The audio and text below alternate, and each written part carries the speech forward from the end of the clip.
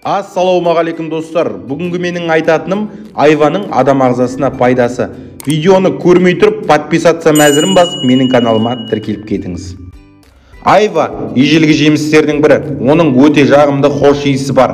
Сонымен бірге ол өте қышқыл. Айва жемістері терең күзде пайдалы және дәрумендерге бай. Айва бұл талшыққа бай калориялық өнім. 100 грамм жаңа айвада 48 калория бар. Сонымен қатар айва жемісі С витаминінің жоғары концентрациясына ие. Қабынуға қарсы қасиеттері бар. Ащы айва жемістері С витаминінің бай көзі болып табылады. Ол ұсынылған тәуліктік қажеттіліктің 25%-нан астамын құрайды. Витамин С иммунитетті жақсартуға көмектеседі және қабыну жағдайларын емдеуге ықпал етеді. Бұған қоса антиаллергиялық қасиеттері бар. Салмақ жоғалту үшін пайдалы.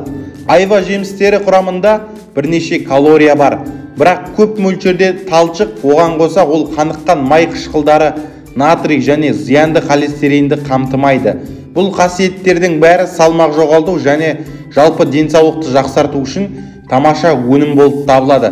Асқазан жүйесіндегі жасанды талшықтың денсаулықты жақсартуға пайдасы көп. Артық салмақтан арылуға болады. Асқазан жарасын емдейді.